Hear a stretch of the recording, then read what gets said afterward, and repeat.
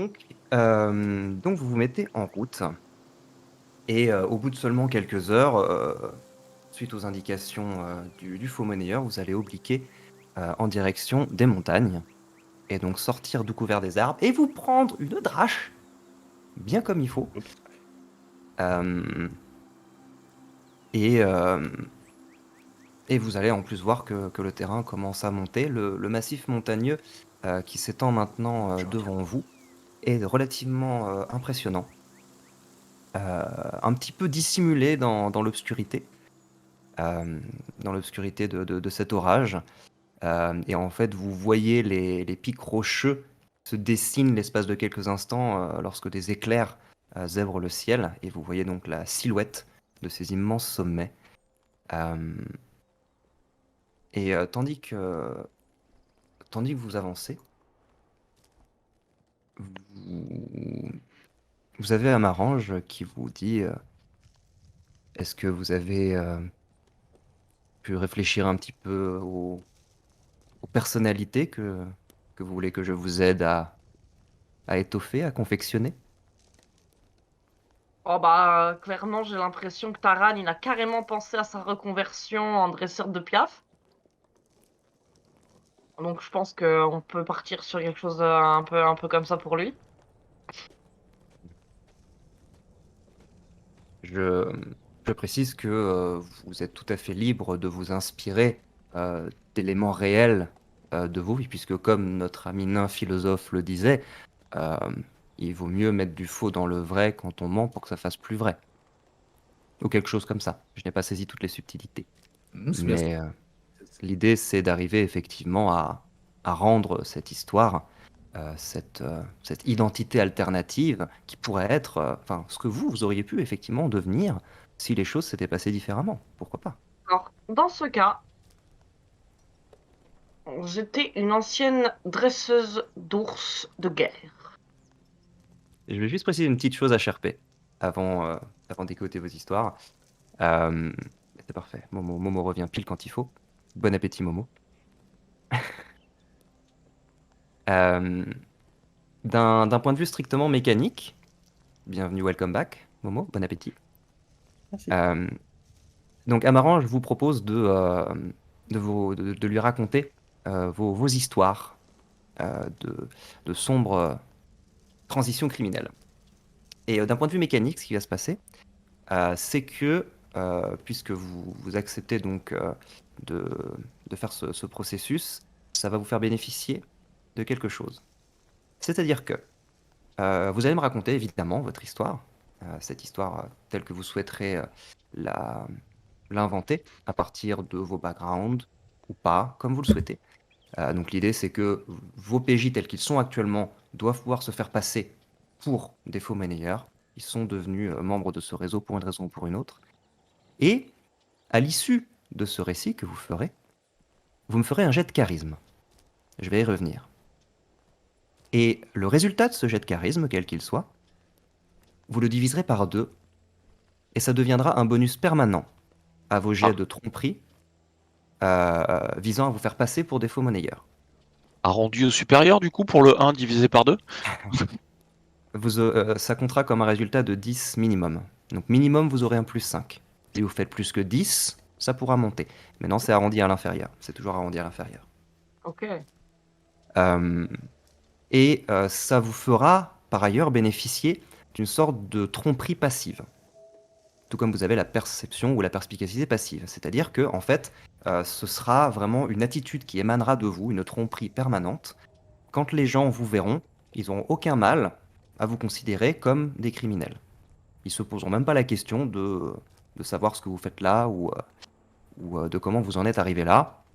Vous aurez l'air de faire partie de cette bande euh, qui permettra, en fait, en temps normal, de ne même pas avoir besoin de faire des jets de tromperie.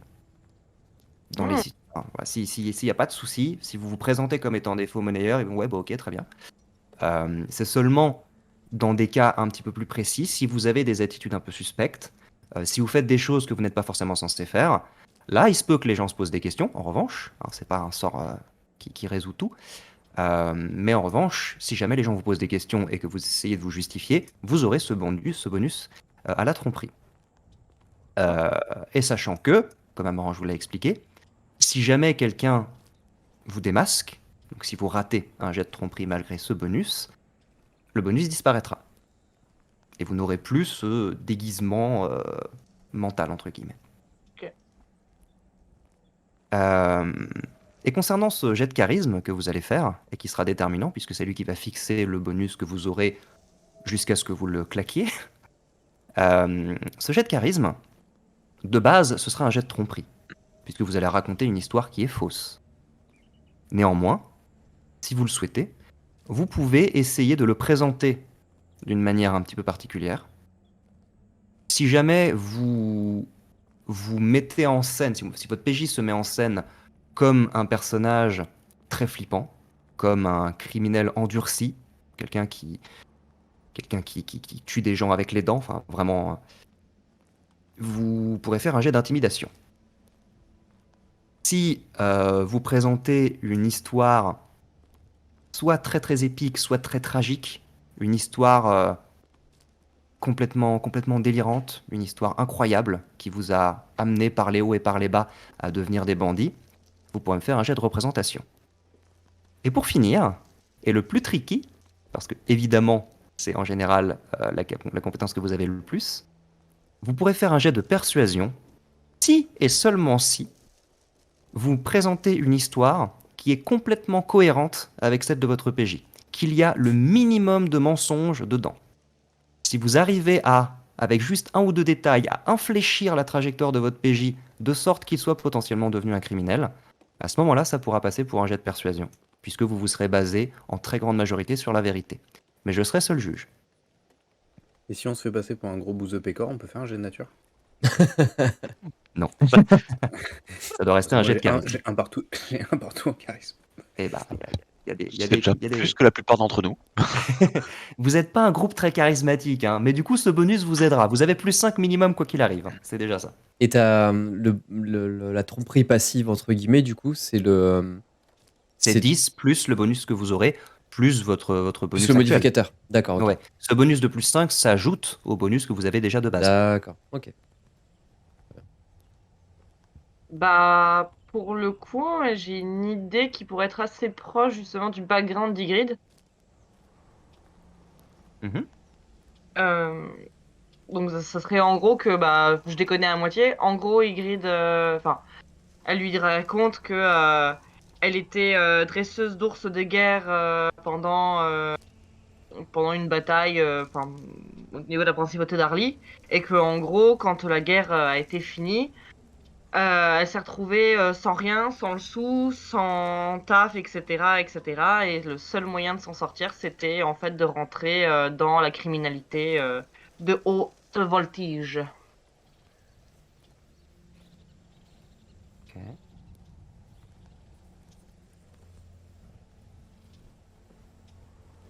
Que tu veux donner un petit peu plus de détails. Donc là, tu essaies de faire un jet de persuasion. Quand même un petit peu éloigné de ton background en termes de...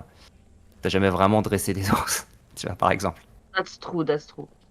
Mais Mais si tu cites des éléments précis, par exemple, qui te sont réellement arrivés et que tu les interprètes d'une manière qui ne s'est pas vraiment produite, par exemple, ça peut rentrer dedans, tu vois. hmm. Ouais, d'accord. Non, enfin, peut y avoir, oui, certains détails. On était dans une compagnie, en fait, particulière, justement, des thèmes du Dren. Donc, on était une quinzaine, en fait, de spécialistes, machin, etc. Et en gros, on s'est tous fait disséminer, sauf quelques-uns, et on a tous pris des chemins différents. Et tout ça aussi qui justifie que je suis muette parce que j'ai eu un accident et je ne peux plus parler. Voilà. Donc je grogne. Est-ce que ce serait pas une absence, un refus de RP que nous avons là? On a le Non, moine mais très bien. narcoleptique et la barbare Exactement. muette. Parfait. Exactement, ça va être bien, ça va être parfait. Pourquoi je sens que c'est encore Taran qui va faire les négociations?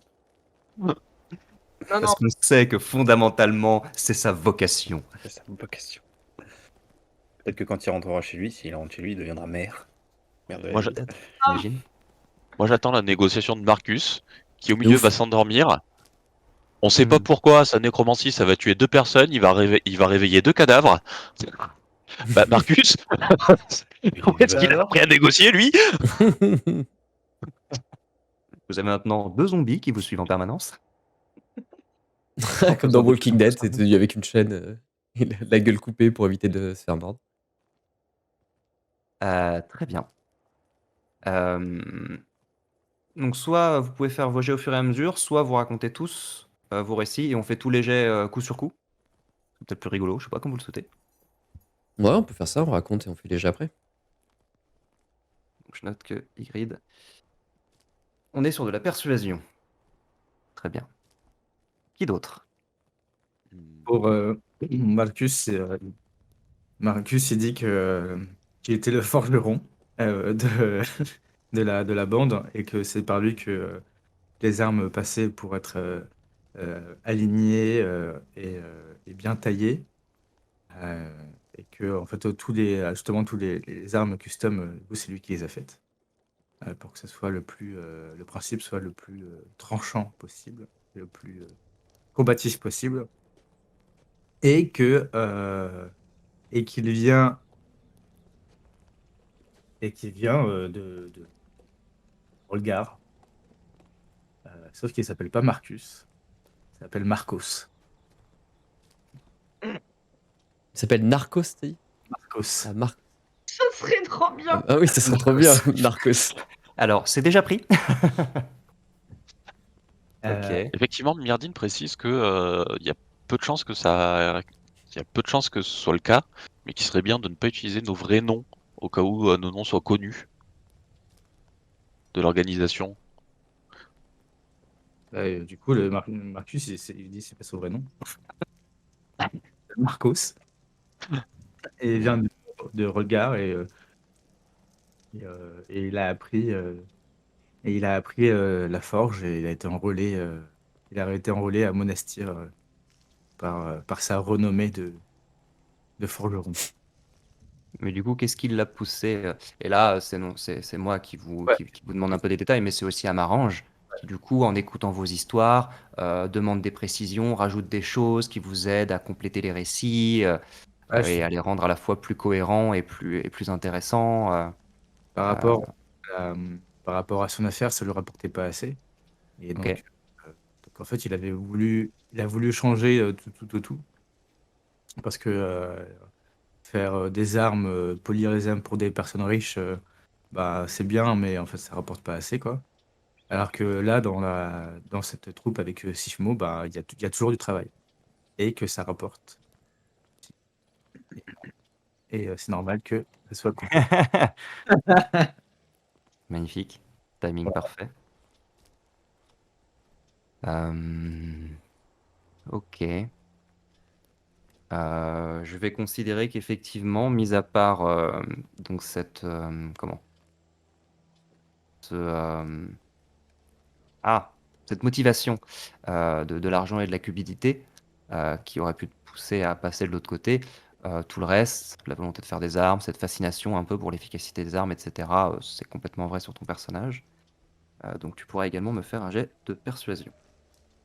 Puisque là aussi, tu as raconté, donc tu viens de Rolgard, tu donnes des petits détails aussi, et il te demande, il avait pas l'air d'être au courant d'ailleurs, ah, il y a des nains dans ce coin-là. Oui, voilà. Et tu pourras lui préciser exactement où ça se situe géographiquement. Et Toujours eu des nains au sud. toujours des nains au sud. Et du coup, Ygritte, suite au conseil de Myrdine, est-ce que tu souhaites adopter un autre nom? Sachant que tu seras muette, mais bon, tu peux quand même avoir un nom. Hmm. Je te laisse y réfléchir si tu le souhaites. Est-ce Vas-y, que vas-y, vas-y. quelqu'un d'autre veut enchaîner? Brigitte. Brigitte. Brigitte. Non, mais Euh, il y a un truc comme ça. Taran, Non. il va raconter l'histoire d'un de ses amis dont il va s'inspirer pour son récit personnel. Un de ses amis qui était paysan comme lui qui avait voulu racheter pas mal de terres pour développer son champ et ses cultures et ses propriétés. Mais en fait, suite à une très mauvaise récolte, il avait perdu beaucoup d'argent et il avait commencé à s'endetter auprès de gens peu recommandables qui pouvaient lui prêter de l'argent. Comme il était débordé parce qu'il voulait tout faire tout seul, il a perdu encore plus d'argent et il a commencé à devoir beaucoup, des sommes très importantes à ses créanciers. Et en fait, quand ça n'a plus été possible de continuer à travailler la terre pour rembourser ses dettes, ses créanciers l'ont obligé à se mettre à leur service et à bosser avec eux. Et du coup, à rejoindre un milieu de criminalité. En l'occurrence, dans l'histoire, c'était pas du tout des faux monnayeurs, mais pour la couverture, ce sera des faux monnayeurs. Et, euh, et donc, il a quitté son village et il a rejoint la cellule de Sifmo à Monastir. Contre son gré, mais d'une certaine façon, il a commencé à y trouver un peu d'excitation qui le changeait un petit peu de la vie agricole. Cet ami de Taran s'appelle Tamas. Tamas. Tamas, voilà. Aucune référence à un ancien personnage. Aucune référence. Et, La masse de la thune. et voilà. Ok. C'est noté. Donc dans ton cas, ce sera un jet de tromperie. Parce que ce n'est pas ton histoire du tout. L'histoire d'un pote de Taran. Enfin, d'un ancien pote de Taran. Ok. Odem,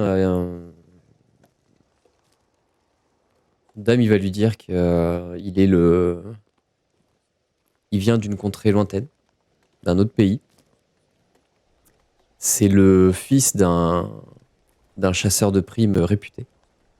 Il lui a enseigné toutes les ficelles du métier. Et lors d'une chasse à l'extérieur de son pays, il s'est fait exiler. En fait, il n'a pas pu rentrer chez lui. Et il s'est retrouvé dans les terres d'Osgild, dans cette région ici, sans aucun moyen de repartir chez lui. Il est tombé sur sur ce groupe d'aventuriers, enfin de faux monnayeurs. Il a prouvé sa valeur. Et son objectif, c'est de ramasser un maximum de fonds pour simplement avoir de quoi payer le voyage pour rentrer chez lui.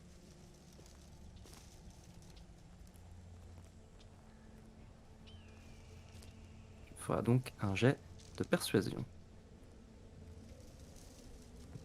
Et Myrdine, pour finir?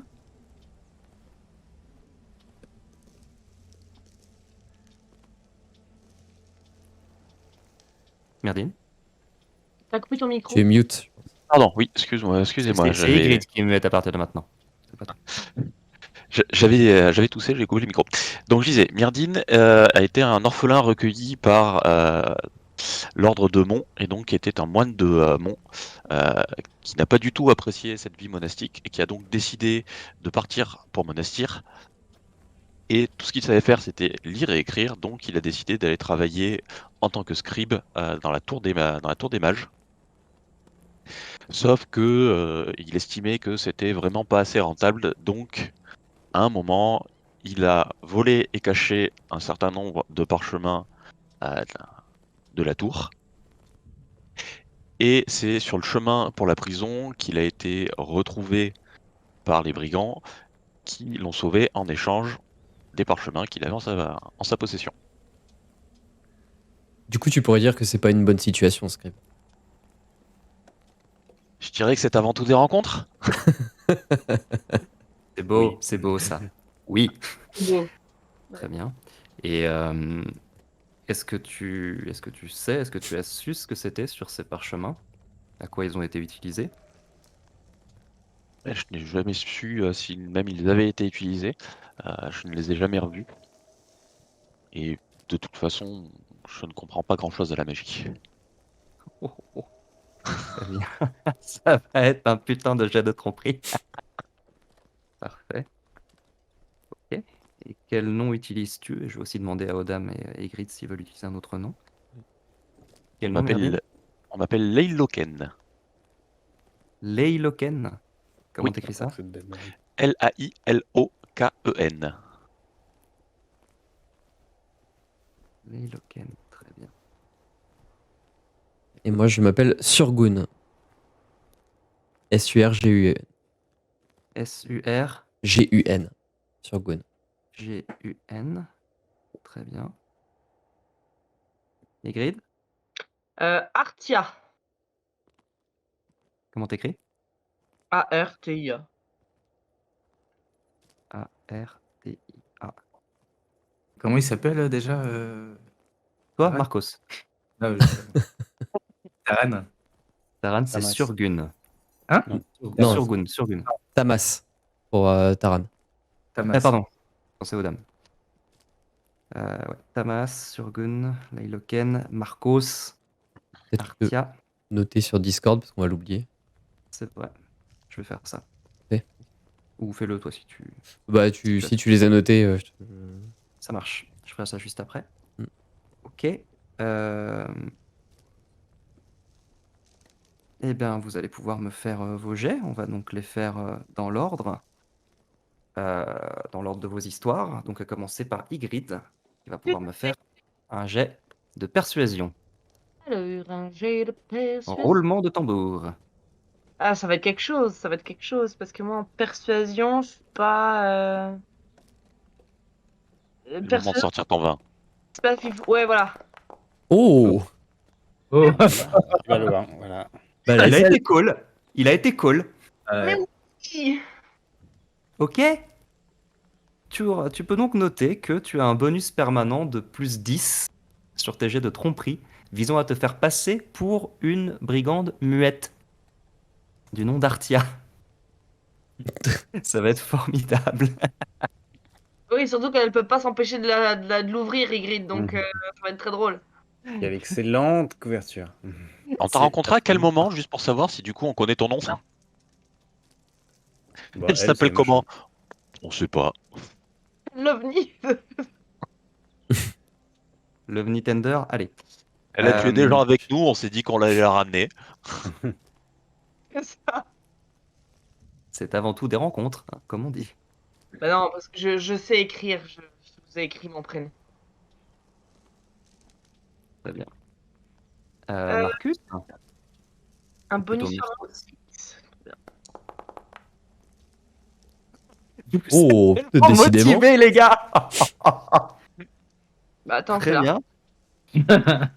Ah bah oui, c'est le moment. Si vous avez de l'inspiration, c'est le moment de la claquer. Oui, hein, très clairement, ça va être un peu déterminant cette histoire. Bonus, c'est en persuasion? En tromperie. En tromperie et, en l'occurrence, pour vous faire passer pour des faux monnayeurs. Cette tromperie, c'est ce qui vous permet de faire vivre cette fausse identité que vous avez créée là. Donc c'est un bonus passif de 10. Ok. Sombrer dans la criminalité après avoir javeliné un enfant dans un buisson. Exactement. Oui, très juste. Ouais, Elle aurait tout à fait pu utiliser ça. Ou alors c'est peut-être elle l'enfant qui a été javeliné dans un buisson et qui a perdu la voix. Tellement bien. Oh, intéressant. Ouais, Inception. on rappelle que Kirin était muet, c'est tout à fait vrai ça. Eh ouais. Kirin était muet, c'est Ouais. beau. C'est beau cette histoire, tout se recoupe. Très bien. On passe maintenant à Tamas. Compris donc. Oui. Oh, incroyable. Décidément. C'est un truc de ouf. Le triple 20. Mais quoi? Oh la pression. Ah, j'avoue. Il va faire 2. Le carte qui va what être au combo breaker, quoi. Mais what? C'est énorme ce qui se passe. Ok, très bien. J'étais pas prêt. Putain, j'avoue. Odam, qui va nous faire un jet de persuasion de toute beauté. Oh Ah, dommage. Ah, t'avais du bonus C'est de quand même base. 18. Donc toi, tu auras un plus 9. Ce qui s'ajoute à ton bonus déjà actuel. Donc on va pas se mentir, c'est extrêmement sale. Hein. Ah, Donc c'est 10 plus ce bonus plus le bonus de persuasion, c'est ça? Ça, c'est votre tromperie passif, effectivement. D'accord. Et si jamais vous devez faire un jet de tromperie, vous faites un jet de tromperie normal et vous rajouterez votre bonus là. Ça te fait combien en tout? Beaucoup. Beaucoup, beaucoup trop pour un ranger. Ok. Et pour finir, Myrdine, qui va nous faire un jet de supercherie. Myrdine, c'est un petit peu plus compliqué. Myrdine, tu vois que même Amarange a l'air de galérer. Quand tu dis, ouais, j'y connais rien à la magie, va falloir faire passer cette pilule-là, hein, tu vois. Mais il arrive quand même voilà, en se basant notamment un peu sur ton érudition, tout ça, tout ça. Et tu vas donc avoir un bonus de plus 5, puisque c'est le bonus minimum dont Amarange peut vous faire profiter.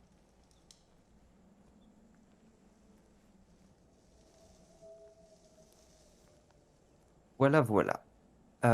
Très bien. Est-ce que vous faites quelque chose de précis? Alors oui, évidemment, donc Amarange s'empare de ces histoires, il les embellit, euh, et, euh, et vous voyez que il les répète, il les travaille, il les chantonne un petit peu, et, euh, et vous vous sentez, même quand il est en train de faire, entre guillemets, un brouillon, vous vous sentez un peu captivé par ça. Vous sentez que des légendes sont en train de s'écrire. Vous ne pouvez pas vous empêcher d'être passionné par ces histoires qui commencent à émerger et qui deviennent vos histoires quelque part.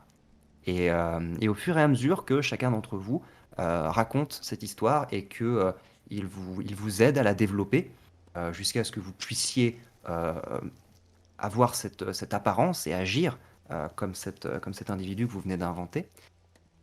Chacun les uns après les autres, en fait, vous allez voir, donc en commençant par exemple par Ygritte, les autres, vous allez voir effectivement quelque part Artia prendre de l'ampleur, prendre de l'épaisseur. Donc cette muette vraiment pas commode, qui a connu la guerre, qui a connu énormément de problèmes, qu'il faut vraiment pas emmerder. Vous arrivez presque à la voir quand vous regardez Ygritte, c'est assez perturbant. Et ainsi de suite pour tous, que ce soit Marcus, le forgeron absolument mortel, qui est capable de forger des armes, on va dire, de destruction massive, hein, ou en tout cas de destruction précise, et, euh, et du coup, qui, euh, qui est cet assassin aussi froid que le métal, et qui arrive à tuer des gens sans sourciller. Tamas, Tamas, qui pour le coup n'a pas grand-chose à voir avec Taran, si ce n'est une forme de tragédie originelle, euh, qui aurait pu plus ou moins mal tourner, et qui pour Tamas a très mal tourné, puisque son désir de s'étendre, de prospérer à travers la nature, l'a conduit dans les pires machinations de l'être humain, et l'a obligé à du coup sombrer dans de plus en plus de trafic jusqu'à pratiquement vendre son âme à ses employeurs. Odam, Odam qui devient donc Surgun sous vos yeux et qui est ce jeune adolescent très étrange et très étranger euh, qui a l'air d'être à l'aise partout où il va, mais de n'être vraiment de nulle part, euh, qui ne, qui n'a pas l'air de s'émouvoir plus que ça euh, de, des traques et des meurtres qu'il doit commettre, et qui est focalisé sur son objectif et qui fera euh, tout ce qui est nécessaire pour l'accomplir. Et pour finir, Myrdine. Myrdine, c'est un peu plus compliqué. Ce personnage de Layloken, vous avez un peu plus de mal à le voir. Vous pouvez l'imaginer, effectivement, mais c'est un peu plus trouble.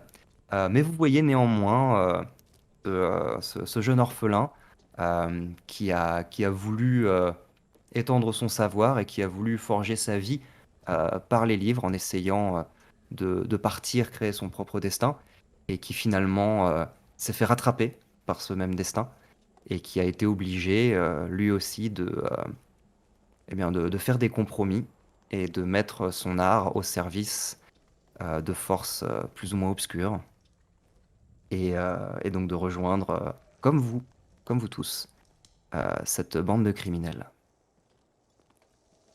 Et tout ça se fait pendant un certain temps. Ça prend pas seulement 10 minutes. Vous racontez progressivement, on rajoute des détails et, euh, et vous allez vous rendre compte que la nuit va tomber très soudainement. Vous vous en êtes d'autant moins aperçu que l'orage était devenu de plus en plus fort et vous ne voyiez déjà plus vraiment la lumière du jour. Et en vous enfonçant dans les montagnes, vous êtes dominé par ces immenses sommets qui sont rapidement tout autour de vous. Vous commencez à emprunter un défilé qui serpente entre les montagnes. Et vous vous faites donc surprendre par la nuit qui tombe assez rapidement. Et vous vous rendez compte que vous êtes à la fois un petit peu essoufflé pour ceux qui marchent à côté de la charrette et un petit peu frigorifié pour les autres, un peu trempé par la pluie, mais également plus qu'un peu rafraîchi parce que vous avez commencé à monter un petit peu dans les hauteurs et le climat est devenu un petit peu moins agréable. On est toujours quasiment à l'été, hein. On est au mois du Tchoul, après tout. Mais vous sentez quand même une petite fraîcheur dans cet environnement qui est encore aggravé par cette pluie qui vous trempe. Et je vérifie juste. C'est ça, oui. Tchoul, c'est le 7e mois. Donc l'équivalent, on est l'équivalent de début juillet. J'ai toujours un bug là-dessus. Et donc vous rassemblez et vous faites un petit camp. Vous n'avez pas besoin de chasser. Amarange a apparemment récupéré suffisamment de provisions pour tout le trajet que vous allez faire. Et c'est autour du feu, avec une espèce de toile de tente que vous avez installée tant bien que mal au-dessus de vous pour vous protéger un petit peu de la pluie, que vous allez parachever vos histoires tous ensemble.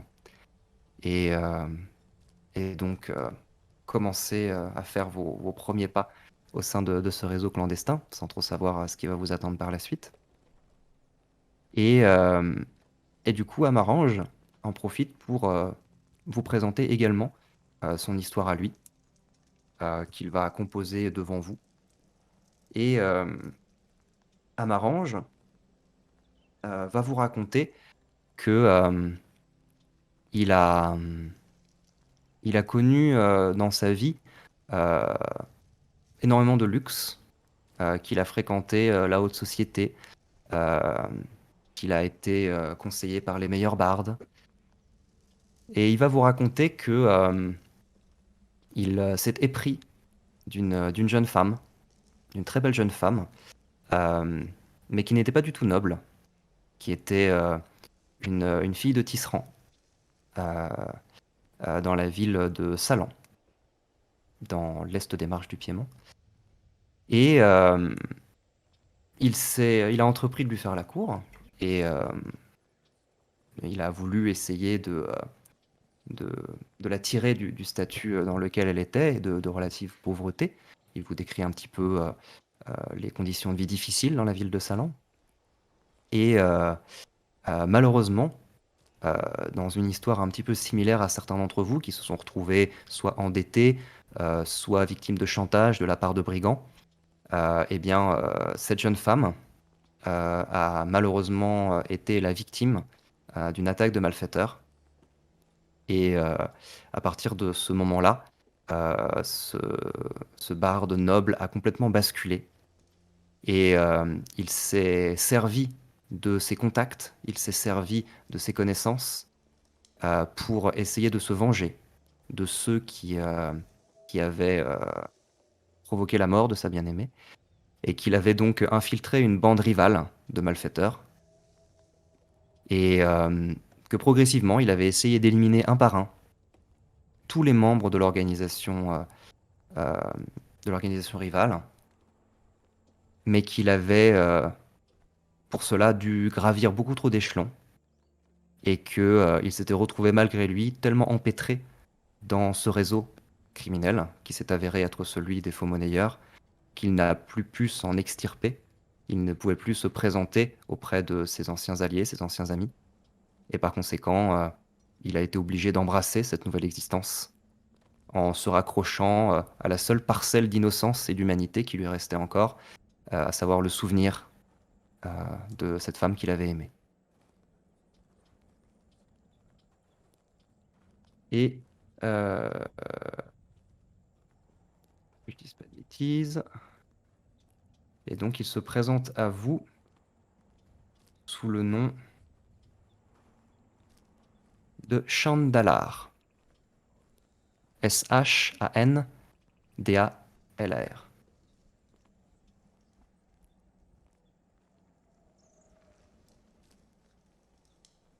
Et, et quand lui vous raconte cette histoire, tout comme à l'auberge, mais quelque part encore plus, parce que c'est une représentation qu'il vous donne en comité réduit, et dans un environnement qui n'est pas du tout l'environnement chaleureux d'une taverne, mais euh, qui est une scène âpre, dans un paysage très rude. Et, et chacune de ces descriptions, chacune de ces histoires vous touche au plus profond de votre être. Et vous voyez là aussi se dessiner cette personnalité de Chandalar, qui finalement n'attache plus d'importance à grand-chose et qui n'a plus aucun état d'âme, parce qu'il les a perdus il y a bien longtemps. Et, et sur ce, vous allez pouvoir passer votre première nuit. Est-ce que vous souhaitez faire quelque chose ou dire quelque chose de précis, tandis que vous vous restaurez et que la pluie commence à se calmer un petit peu? Non, mais vous voyez que Ygritte, elle est très, très, très, très, très, très absorbée par ce que dit Amarange. Elle est subjuguée, elle bave à moitié.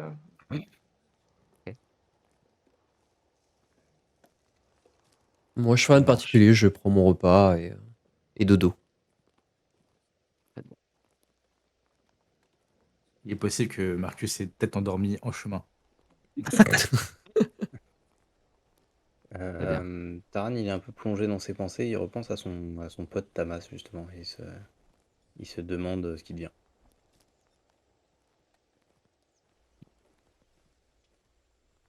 Vous passez la nuit et vous prenez donc un repos long, enfin. Donc vous récupérez tout ce qu'il y a à récupérer. Oui! Et le lendemain, vous vous remettez en route. Vous vous remettez en route, toujours donc en suivant les descriptions, étape par étape, de Dranir, qui vous avait décrit comment contourner tel sommet, comment emprunter telle corniche, pour parvenir à franchir un fossé. Vous vous apercevez également que ce paysage montagneux diffère pas mal de ce que vous avez pu rencontrer dans le nord, Marcus, puisque dans les monts Griseux, que vous avez un petit peu exploré lorsque vous vous êtes approché de Haute-Sylve, c'était des sommets relativement grands, mais relativement bien dessinés, avec des pentes plutôt douces. Et ça restait un environnement où on parvenait à cheminer sans trop de difficultés. Alors que là, vous vous en rendez compte, on est sur un paysage beaucoup plus traître. Il y a beaucoup plus de dénivelé très fort. Il y a des crevasses dans lesquelles vous manquez de tomber. Vous devez avancer très prudemment, surtout avec la charrette. Les chevaux que vous avez n'ont pas l'air aussi bien habitués à un paysage montagneux que des mules, ou peut-être que ne l'étaient les chevaux dressés qui ont dû se barrer en courant quand leur charrette a pris feu, mais qui arrivent néanmoins à progresser petit à petit, tandis que vous vous enfoncez de plus en plus au cœur de ce massif montagneux qui semble ne pas en finir. Ceux d'entre vous qui maîtrisent un peu la géographie, Marcus, savent que vous êtes vraiment à l'extrême nord de ce massif montagneux. Vous êtes vraiment au début de cette chaîne de montagnes qui commence à s'élever à quelques dizaines de kilomètres de Piémont et qui n'est au départ que de petites collines et qui a atteint des sommets beaucoup plus conséquents au sud, bien au sud, au niveau des Tendoudraines et même encore plus au sud que ça. Vous n'en êtes qu'au début et donc vous avez l'impression de pénétrer dans une sorte d'immense défilé très accidenté, un paysage presque déchiqueté par endroits, et où les orages sont assez fréquents, assez brefs également. Ça peut frapper sans prévenir et disparaître en l'espace de quelques heures ou même quelques dizaines de minutes. Et vous perdez un petit peu le sens de l'orientation au fil de votre progression. Heureusement que vous avez ces indications, ces quelques... il me semble qu'il vous avait fait des petits croquis. Je ne sais plus si c'était sur du parchemin ou dans la poussière sur le sol. Mais ce sont vos seuls guides, tandis que vous avancez, plus ou moins à l'aveuglette, en tout cas sans trop savoir où vous allez. Et vous gardez plus ou moins le silence, peut-être abîmé dans la réflexion née de ces histoires que vous avez inventées pour pouvoir vous fondre dans la masse de ces faux monnayeurs. Mais quelque part, ces histoires que vous vous êtes racontées et dont vous vous êtes affublés, ces histoires sont très similaires à celles de nombreuses personnes que vous avez pu rencontrer. De nombreuses bandes de malfaiteurs, criminels ou autres brigands, qu'ils fassent partie de bandes organisées à l'échelle d'une ville, ou simplement des bandits de grand chemin que vous avez croisés au détour d'une maison et que vous avez absolument explosé. Et peut-être que vous méditez un petit peu sur toutes ces différentes trajectoires de vie et où un simple événement peut tout faire basculer pour pas grand-chose finalement. Et tandis que vous émergez d'un petit défilé entre deux grandes montagnes, vous arrivez dans une vallée, mais une vallée où il y a très peu de végétation. Encore une fois, on est surtout sur de la roche, des crevasses, de la caillasse. Et tout à coup, vous apercevez, à la lueur de quelques éclairs qui finissent de disparaître à l'ouest, vous Oui, c'est pas moi. apercevez... Pardon ? Promis, c'est pas moi, des éclairs. Vous apercevez, au sommet d'une corniche, un certain nombre de silhouettes qui commencent à se dessiner. Des silhouettes qui ont l'air plus ou moins humanoïdes, pour la plupart. Je vais vous demander un jet de perception, Oh là là là là. pour tout le monde. Oh là là là là. En plus, Oh, ça ah, ressemble à des grosses sauterelles. ouais, exactement. Ok. Perception. Attends, perception, c'est où? Pas Là. de gros score. Hein. Ah si, on a quand même un 18 de dame. Voilà. Un. Ferme les yeux à moitié. Mhm. Je suis trop Ok. en train de regarder le ciel pour voir le faucon. Rock ma Ok, baisse. ok. Effectivement, Marcus, au cours du trajet, alors c'est compliqué dans les montagnes, dans le vent, les nuages, mais tu as eu parfois l'impression, effectivement, d'être un peu suivi par une trace rouge qui semble te traquer dans les cieux. Les autres, C'est Taran? Myrdine. Pardon? Moi qui le repère ou c'est Taran qui le Non, repère? c'est Non, moi. non, Taran, c'est pour le RP, il est concentré sur le faucon aussi. Non, t'avais dit Euh, Marcus, mais Ah, j'ai dit Marcus, pardon. Putain, depuis le début de la campagne, j'échange vos noms, c'est terrible. Non, pardon, c'était Taran. Donc, bon, bah, Myrdine et Ygritte, on est vraiment en mode chamouillé, limite épagnol breton, détrompé. Vraiment, vous êtes pas bien, vous êtes pas content. Toi, t'as fourrure. Non, t'as plus de fourrure, t'as une armure maintenant. Mais bref, c'est un peu compliqué la vie, ouais. Même si, bon, Ygritte, t'es pas forcément complètement étrangère à cet environnement.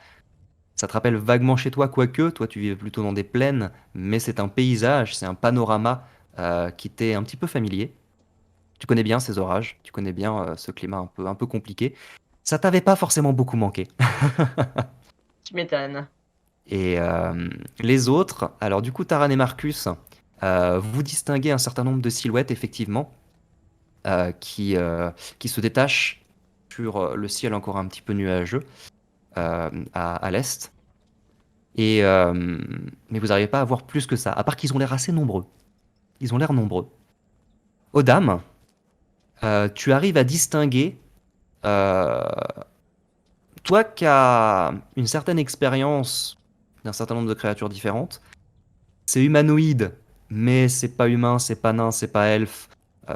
Clairement, on est sur des créatures plutôt de type monstrueuse et qui sont de différentes tailles. Et tu vois qu'un certain nombre d'entre elles ont l'air d'être juchées sur des montures plus ou moins costauds, plus ou moins impressionnantes. Genre Warg. Il y en a, il y en a, Moi, je sens le MJ qui cherche à se venger. Mais il y en a, je dis ça, mais tu arrives aussi à distinguer de loin, à la lueur des éclairs, tu arrives à distinguer une sorte de texture écailleuse qui étincelle d'humidité sur les spécimens les plus gros. Ah oui. Euh, genre Drac, quoi. tu saurais pas dire plus que ça. Mais ça a l'air de faire facilement ouais, 1,50 m au garrot et 2-3 mètres de long. Il y a à Odam, Odam, est-ce que ce serait le moment de mettre le drapeau? Je pense que c'est une bonne idée, ouais. Je prends les trucs et je le mets sur mon bâton et je le plante. Enfin, je le tiens sur la charrette. Mais les drapeaux, c'était pas contre les grosses sauterelles, là? Ouais, je pense que c'est peut-être des courses contre elle, on ne sait jamais. Et Ah, des il y a sauterelles. plusieurs créatures. Si jamais c'est les hobgoblins dont on a parlé, dont on nous a parlé, ça coûte rien de brandir les étoffes. Mais restez sur vos gardes. Si jamais ils nous tombent dessus, Est-ce que t'arrives à voir s'ils ont l'air de nous avoir repérés? ils ont l'air de nous observer, ouais. Enfin, nous observent totalement même. Ils ont l'air de vous observer et les plus attentifs d'entre vous entendent même des cris.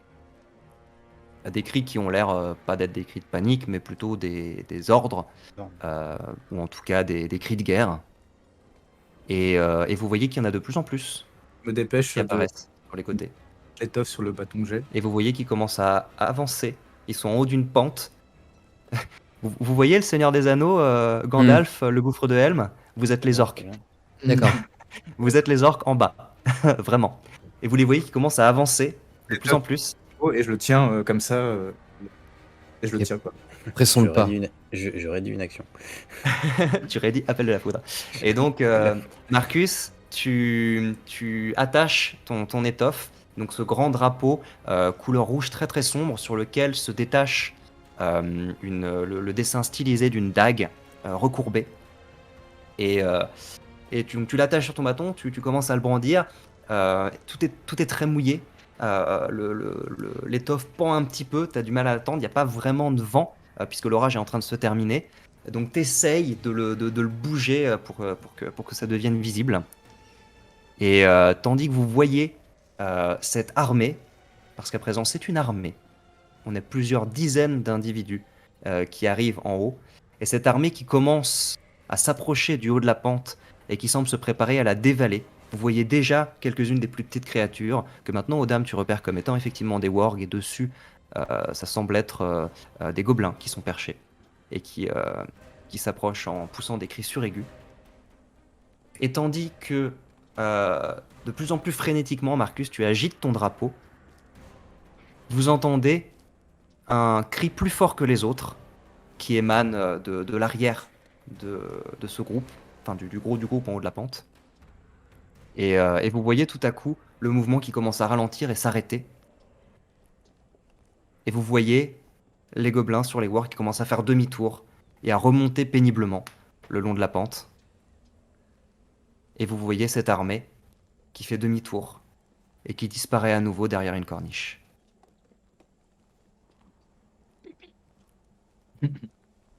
Restons sur nos gardes. Qu'est-ce qui s'est passé? C'était quoi ces trucs? C'est ça des hobgoblins? Ouais, c'est parce que moi. Pas que.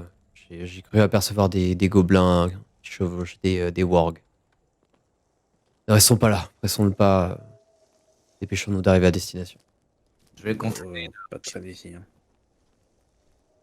Et donc Ygritte, effectivement, dans la description que t'en fais aux dames et dans ce que tu as pu voir, parce qu'ils ont commencé à se rapprocher un petit peu, et dans ce que tu as pu voir de leur formation notamment, ça t'a rappelé un certain nombre d'épisodes de la guerre. Euh, et là, ils étaient pas mal nombreux, Bah, pour le coup, en plus, je parle gobelin. Donc, j'aurais pu potentiellement entendre en fait ce qu'il disait. qui étaient concrètement des cris de guerre, hein, Oui. à l'assaut, enfin des proies, enfin tu vois, quelque chose comme ça. Et effectivement, puisque tu parles gobelin, et ceux qui parlent gobelin, le cri qui a surgi à la fin, c'était un cri qui signifiait concrètement arrêter. Enfin, demi-tour, quoi. On se replie, on arrête. Ok. De manière très ferme, très sèche, et tout le monde a eu l'air d'y obéir. Ok. Donc voilà, c'est un peu surprenant pour toi. Premièrement, bon, tu les as déjà vus faire preuve d'une certaine discipline, d'accord? Les hobgoblins sont en tout cas ceux que tu as connus, forment une organisation martiale plutôt bien cadrée. Mm. Euh, mais ça te choque un petit peu de voir une armée aussi imposante au cœur des montagnes, euh, parce que bah, vous en avez affronté un certain nombre, et la guerre s'est achevée au bout d'un moment parce que vous avez réussi à résister suffisamment longtemps jusqu'à ce qu'ils cessent d'attaquer ton pays. Et de voir qu'ils sont encore en aussi grand nombre dans les montagnes, du coup tu te dis potentiellement s'ils décidaient d'attaquer à nouveau, Ah c'est un ouais, peu compliqué. ça fait pas plaisir. Ça fait pas plaisir. Hein, clairement, j'ai blémi en fait quand j'ai commencé à voir là, effectivement, l'espèce de vague en fait de warg qui aurait pu s'abattre sur nous en mode, bah en fait, on était perdus là. On était morts. Spoiler. Mhm. Spoiler. Spoiler, il existe toujours des solutions. Mais y a-t-on accès? Mais y a-t-on accès? Rappelez-moi votre C'est une niveau. très bonne question. Et vous avez Amarange qui du coup, eh bien, je salue votre initiative, Marcos, commençons déjà à nous habituer. Euh, Au moins, il semble que les informations dont nous disposons étaient fiables, ce qui est une bonne nouvelle. Nous n'aurons pas à craindre ce genre d'incident pendant le trajet. C'est déjà ça de gagner. Effectivement, Chandar. Et donc, vous reprenez la route et vous allez chevaucher toute la journée. Une journée qui va vous paraître à la fois interminable et plutôt courte, puisqu'une fois de plus, le soleil se montre assez rarement. C'est très perturbant. On est encore une fois en plein été. Vous avez quitté des zones d'eau chaude. Et là, vous avez l'impression d'être un peu dans un microclimat. Vous êtes vraiment dans des montagnes où les éléments font un peu ce qu'ils veulent. Et orage après orage, avec des bourrasques qui vous amènent un air froid venu d'on ne sait pas trop où. Vous êtes quand même vraiment bien au sud. C'est assez perturbant.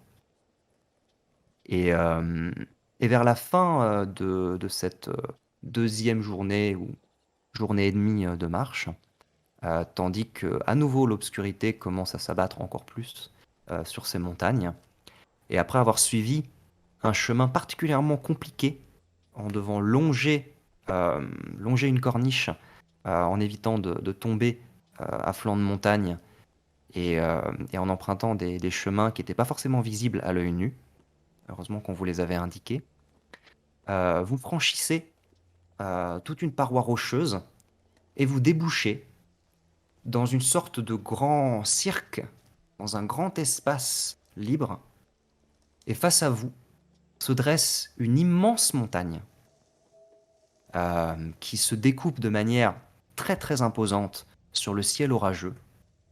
Une montagne qui, au milieu des autres, pouvait avoir l'air de n'être qu'un sommet de plus, mais elle se tient à part, au milieu de tout cet espace.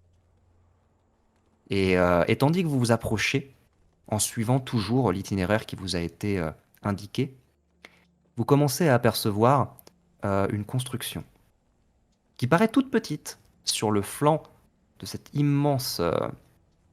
de cette immensité rocheuse, mais en vous approchant, vous vous rendez compte que c'est pas petit, c'est pas tout petit, C'est quand même un bâtiment de belle taille. Et surtout, c'est un bâtiment qui a l'air de flotter dans les airs devant cette montagne. Il est sur le flanc de la montagne et il a l'air d'être posé sur rien.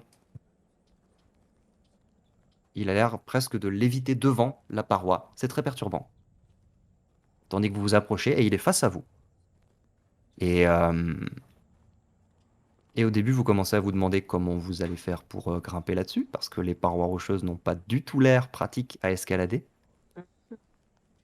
Mais en vous approchant et en contournant légèrement, en faisant un trajet un petit peu sinueux pour éviter là une crevasse, là un affleurement rocheux très effilé, en fait, vous vous apercevez que ce bâtiment n'est pas en train de voler dans les airs, mais qu'il est posé sur une grande corniche tout en hauteur, qui, de là où vous étiez en arrivant, se confondait complètement avec la paroi rocheuse. Vous voyez Indiana Jones à la fin du 3, le saut de la foi, Ouais, putain, oui. la passerelle qui se confond avec la paroi en face, ce qui fait que vous avez l'impression d'être dans le vide, c'est la même chose. Quand vous arrivez en face, vous avez juste l'impression que ce temple flotte dans l'air devant la montagne, mais en vous décalant légèrement sur le côté, vous voyez cette corniche, ce promontoire qui s'avance un petit peu, qui rend pas forcément l'accès plus simple, mais au moins le temple repose sur quelque chose, quoi. Et puisque effectivement vous reconnaissez, vous doutez, on vous en a parlé, on vous l'a décrit, vous vous trouvez actuellement devant le temple du pic d'Andalf. Allez, Et on va s'arrêter là pour ce soir. trop bien. Ouais. Ouais, bah c'était soit ça, soit le château de Strat, hein, donc,